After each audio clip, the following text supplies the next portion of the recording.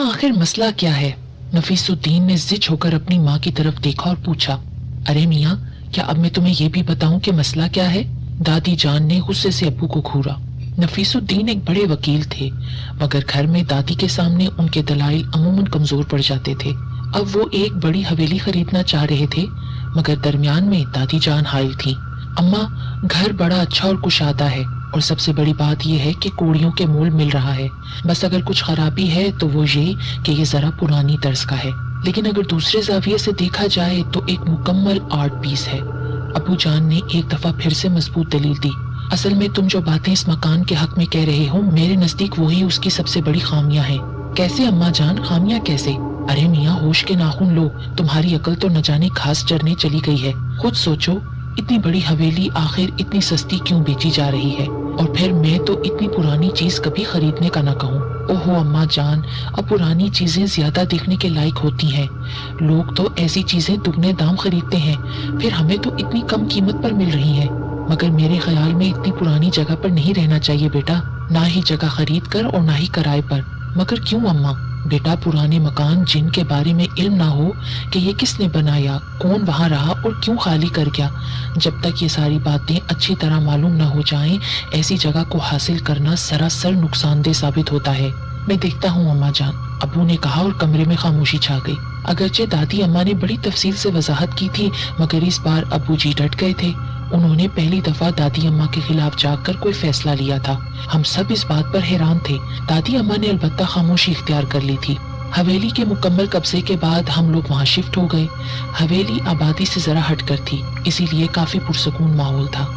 मगर ये सुकून, ये खामोशी आने वाले तूफान का पेशखेमा साबित हुई। हुआ यूं कि बड़ी आपा अपने 2 बच्चों के साथ कुछ दिन रहने के लिए हमारे यहाँ आई। मैं अपनी दोनों भांजियों के साथ सारा दिन खेलती रहती। उस दिन फिर हम छुपन छुपाई खेल रहे थे कि मैं अपने दोनों भांजियों को तलाश करते हुए हवेली की ऊपर मंजिल में चली गई। हम जब से यहाँ आए थे, घर की ऊपरी मंजिल बेआबाद ही थी, किसी ने भी वहां जाने की जहमत ना की थी। मगर अब जब मैं ऊपर आई तो मुझे कुछ गैर मामूलीपन का एहसास हुआ। मेरे कदम गैर इरादी तौर पर आगे ही आगे बढ़ने लगे कि अचानक मेरी दोनों भांजियां मुझसे लिपट गईं।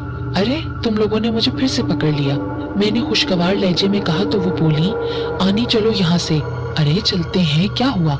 मैंने कदम आगे की तरफ बढ़ाते हुए कहा तो वो दोनों मेरी टांगों से लिपट गईं। अरे हुआ क्या? मैंने हैरत से उन्हें देखा, बल्कि होड़ से देखा। उनका तो रंग सफेद पड़ रहा था। मैं ये देखकर घबरा गई। मैंने उन दोनों का हाथ थामा और उन्हें लिए नीचे चली आई। नीचे आते ही उनकी हिम्मत जवाब दे गई और वो बेहोश हो गई। मैंने ये देखा तो चीख उठी। मेरी चीख पर आपा, दादी अम्मी और अम्मा भागती आ गईं। हाय, क्या हो गया? दादी अम्मा ने सांस दुरुस्त करते हुए पूछा, जबकि आपा अपनी बच्चियों पर झुकी। बच्चियों का सफेद पड़ता रंग देखकर वो चिल्लाई, क्या हुआ इन्हें? उन्होंने मुझसे सवाल किया तो मैं हकलाते हुए बोली, आपा मुझे नहीं पता। ओहो आपा, ये सवाल बाद में कर लेना, पहले इनको उठाओ तो अंदर ले चलो। मैं तुम्हारे अब्बू को फोन करती हूँ, वो किसी डॉक्टर को अपने साथ लेकर आए। अम्मी ने गुस्से से मुझे बोला तो मैंने और आपी ने बच्चियों को उठाया। अब्बू जब तक डॉक्टर को लेकर आए वो होश में आ चुकी थी। डॉक्टर ने उन्हें चेक किया और फिर कुछ दवाएं देकर चला गया। हम सभी परेशान थे कि आखिर ये क्या हुआ, मगर वो दोनों कुछ ना बोली। रात को जब मैं सोने के लिए लेटी तो वो दोनों मेरे कमरे में आकर दहलीज में आकर खड़ी हो गई। मैंने उन्हें देखा तो प्यार से पुकारा, अरे बेटा, आप दोनों बाहर क्यों खड़ी हो, अंदर आ जाओ। मेरी पुकार पर उन्होंने एक दूसरे को देखा और फिर अंदर चली आई। मैंने उनके चेहरों को गौर से देखा और मैं बोली, क्या बात है? वो आनी, दोनों कुछ कहते कहते खामोश हो गई। हाँ हाँ बेटा बताओ, तुम्हारी आनी सुन रही है। वो आनी जब हम आपके साथ खेल रही थी ना, हाँ तो उस वक्त हमें किसी के रोने की आवाज सुनाई दी। हम ये आवाज सुनकर ठटक गई, ये कौन रो रहा है? हमें लगा शायद कोई बच्चा रो रहा है। तो छोटी बोली कि नहीं, किसी बड़े के रोने की आवाज है, आओ चलो देखें कौन रो रहा है। हम दोनों सीढ़ियां तय करके ऊपर आ गईं, फिर हम आगे बढ़कर खाली कमरों में झांकने लगी। हमें एक कमरे में एक औरत नजर आई। वो औरत रो रही थी, बैन कर रही थी। आनी, हमने आज से पहले उस औरत को कभी नहीं देखा था। वो नानू की कोई जानने वाली भी न थी। फिर तब आप वहाँ आ गई। मेरी भांजी जब अपनी बात सुनाकर खामोश हो गई तो मैं बोली, आपको कोई वहम होगा बेटा। नहीं आनी, हमें कोई वहम नहीं हुआ, हम बिल्कुल सच कह रही हैं। अच्छा, तो फिर कैसी थी वो औरत? मैंने उनको झुठलाना मुनासिब न समझा, इसलिए उनको बहलाने के लिए पूछा। ना बहुत बूढ़ी थी और ना बहुत जवान थी, तुम लोगों को नजर का धोखा हुआ है। भला हमारे घर में कोई औरत कहाँ से आ गई? फिर अगर वो रो रही थी तो हमें क्यों ना उसकी आवाज सुनाई थी? पता नहीं आनी आपको क्यों नहीं सुनाई थी। बहरहाल वो दोनों बच्चियां थीं, इसलिए जल्दी सारी बात को भूलकर खेल तमाशों में लग गई। मैं भी इस बात को भूल गई और आने वाले दिनों ने कुछ मसरूफ कर दिया। दादी अम्मा ने घर में मिलाद रखवा दिया। आस पड़ोस में ज्यादा घर न थे, मगर जितने थे उनकी लड़कियां और खवातीन मिलाद में आई। मिलाद खत्म होने के बाद लड़कियां इधर उधर घूमने लगी और फिर उन्होंने प्रोग्राम बनाया कि ऊपरी मंजिल पर जाकर जरा देखना चाहिए कि आखिर ऊपर से इर्द गिर्द का मंजर कैसा नजर आता है। एक लड़की बोली, अरे ये बिल्कुल तो वीरान पड़ा हुआ है। हाँ भाई, अभी हमने इसे साफ सुथरा करके रहने के काबिल नहीं बनाया। मैंने कहा, जब जरूरत होगी तो इसे भी साफ सुथरा करके रहने के काबिल बना लेंगे। हम आगे बढ़ी तो अचानक एक कमरे में कुत्ता कुछ खाते हुए नजर आया। पहले तो हम सबको इस बात पर ताज्जुब हुआ कि इस खाली जगह पर कुत्ता कहाँ से आ गया है। हमारे घर में तो कोई कुत्ता मौजूद न था। फिर जब हम सब ने गौर से देखा तो हमारी तो सिट्टी गुम होगी। कुत्ते का निवाला एक इंसानी हाथ था, किसी बच्चे का हाथ, और कुत्ता उसे नोच नोच कर खा रहा था। ये देखकर हम सब ऐसी खौफजदा हुई कि उल्टे पैर वापस भागी। घर की निचली मंजिल पर आकर मैंने लड़कियों से कहा कि इस बात का जिक्र वो किसी से न करें, वरना सब खवातीन डर कर भाग जाएंगी और तकरीब का मजा किरकिरा हो जाएगा। बाद में मैंने ये सब चीजें खुद अम्मी को बताई। अम्मी ने अब्बू को इस बात से आगाह किया, मगर अब्बू को इन बातों से कोई फर्क पड़ने वाला न था, क्योंकि उन्होंने कौन सा इन बातों पर यकीन करना था। मगर आपा जान जो इस गुफ्तगू के दौरान वहां मौजूद थी, वो बोली, अब्बू जी इस घर में सचमुच कोई गड़बड़ है।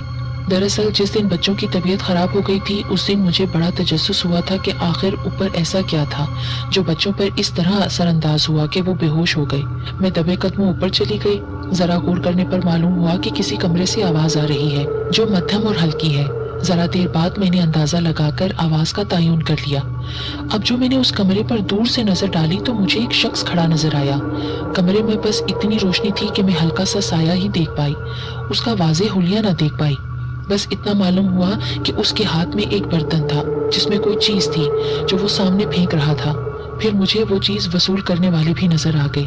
वो कुछ कुत्ते थे जो फेंके जाने वाले गोश्त के लूथड़ों पर झपट रहे थे, और फिर जरा कोशिश के बाद उसकी फेंकी हुई चीजें और उन्हें वसूल करने वालों की बर्बरियत देखकर मैं खौफजदा हो गई। वो छोटे छोटे हाथ थे, जैसे किसी बच्चे के हाथ हों। उसके बाद मैंने खौफजदा होकर वहां से भागने की कोशिश की, जिससे कोई खटका हुआ था और कुत्ते भौंक पड़े थे, मगर अगले ही लम्हे सारा मंजर बदल गया। अब वहां कोई न था, बल्कि मुकम्मल खामोशी थी। मैंने वापसी का ख्याल मुलतवी कर दिया। मैं कुछ देर तो वहां दम साधे खड़ी रही जहां ये सब कुछ नजर आया था, मगर अब वहां कुछ भी न था। आपा अपनी बात कहकर खामोश हो गई। एक रात मैंने भी वहां कुछ देखा था। अब वो आहिस्तगी से बोले, दरअसल मैं उस रात किसी केस पर काम कर रहा था कि अचानक मुझे किसी बच्चे के रोने की आवाज आई। ख्याल आया कि कहीं बच्चियों में से तो कोई ऊपर नहीं चला गया। उसी ख्याल के तहत मैं उठा और सब कमरों में झांका, बच्चे भी। मैं उस चीज को अपना वहम करार देते हुए वापस स्टडी की तरफ चला कि फिर वही आवाज आई। आवाजें बहुत मध्यम थीं, मगर मेरे अंदर बेचैनी और इस्तराब भरने लगा। मैं मामले की तस्दीक के लिए ऊपरी मंजिल पहुंच गया। ऊपर पहुंचकर मैंने महसूस किया कि रोने की आवाजें अब ज्यादा बुलंद हो गई हैं, और फिर आवाजों की सिमत का तयन करके मैंने कमरे में झांका। कमरे में बहुत से बच्चे बंधे हुए थे। उनकी उम्रें लगभग 3 से 7 के दरमियान होंगी।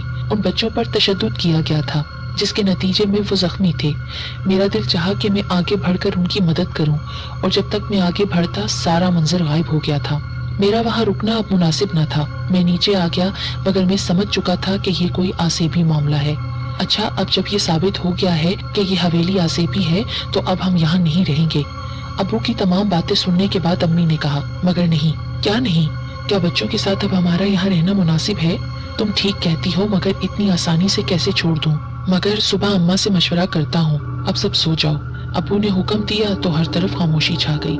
सुबह अब्बा वॉक करके वापस आए तो दादी जान के कमरे में चले आए। हम सबको भी बुला लिया।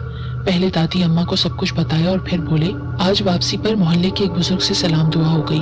उनसे इस हवेली के बारे में पूछा तो वो बोले, अरे मियाँ, यहाँ रहने का इरादा तर्क कर दो। अगर तुम यहाँ रह रहे हो तो फौरी तौर पर हवेली खाली कर दो। ये हवेली रहने के काबिल नहीं है। मैं तुम्हें खुलकर बता दूं, आप गलत नहीं कह रहे। मैं जान चुका हूँ कि यह हवेली आसेब ज़दा है, मगर मुझे इस हवेली की हिस्ट्री के बारे में जानना है। मैंने उन्हें देखा तो वो बोले, तकसीम हिंद के बाद बहुत अरसे तक ये हवेली खाली पड़ी रही। फिर इसके बाद जो भी यहाँ आया उसे जानी या माली नुकसान हुआ, लिहाजा एक बार फिर ये हवेली वीरान हो गई। इस हवेली के बारे में मशहूर हो गया कि ये आसेब ज़दा है। यहाँ के आसेब इंसानों को बर्दाश्त नहीं करते, इसलिए उन्हें नुकसान पहुँचाते हैं। मगर चंद साल पहले एक मौलवी साहब आए, उनके साथ उनकी बीवी बच्चे थे। उन्होंने हवेली में रिहाइश इख्तियार कर ली। सबने उन्हें मना किया मगर वो ना माने। उनके दम दरूद से नीचे का हिस्सा तो रहने के काबिल हो गया, मगर ऊपर की मंजिल जूं की तू रही। फिर एक दिन न जाने क्या हुआ कि वो मौलवी अपने बच्चों के साथ भाग गया। सुनने में आया कि उसका जवान बेटा उसके साथ न था। बस ये हवेली एक बार फिर वीरान हो गई। क्या जिन्नात का बसेरा है यहाँ? अरे मियाँ, असल बात तो बताई नहीं उन्होंने। वो मौलवी जाते जाते एक खत हवेली के दरवाजे पर चिपका कर गया था, जिस पर लिखा था, ये हवेली एक अंग्रेज फौजी अफसर की थी जो कि बहुत जालिम था। उसके जुल्म की इंतहा ये थी कि वो अपने बहुत से शिकारी कुत्तों के साथ इस हवेली में रहता था। अपने कुत्तों के लिए वो गरीबों के बच्चे उठा लाता और उनको अजियतों भरी मौत देने के बाद उनके टुकड़े कुत्तों को खिलाता। आज भी उन सब मरने वाले बच्चों की रूहें इस हवेली में रोती हैं। एक दफ़ा वो किसी बेवा का बच्चा उठा लाया। वो बेचारी रोती बिलखती हवेली आई, मगर कभी वापस न गई। उसकी रूह भी यहाँ रोती है। उस अंग्रेज का जुल्म जारी था कि तकसीम का शोर उठा, हर तरफ लहू लहू हो गया। कुछ दिल चले उस अफसर की हवेली में घुस आए और उसे मौत के घाट उतार दिया। उस कमबख्त की लाश इसी हवेली में सड़ती रही। उसके कुत्ते बंधे हुए थे, इसलिए भूख से मर गए, मगर वो सब आज भी यहाँ हैं। उस बुजुर्ग ने मुझे ये सब कुछ बताया और फिर हवेली खाली करने की ताकीद करते हुए चला गया। अबू खामोश हो गए तो दादी अम्मा बोली, मैंने पहले ही कहा था कि मत लो ये हवेली। मगर खैर, अब सुबह मैं पीर साहब से बात करती हूँ कि कुछ करें, तब तक हम किसी और जगह शिफ्ट हो जाते हैं। जी अम्मा ठीक है, अबू ने सादतमंदी से कहा। ये हकीकत है कि किसी बंद मकान को लेने या रहने से पहले उसके मुतालिक छानबीन कर लेना चाहिए। जब तक अच्छी तरह मालूमात ना हो तो ऐसी जगह को हासिल करना सरासर नुकसानदेह होता है।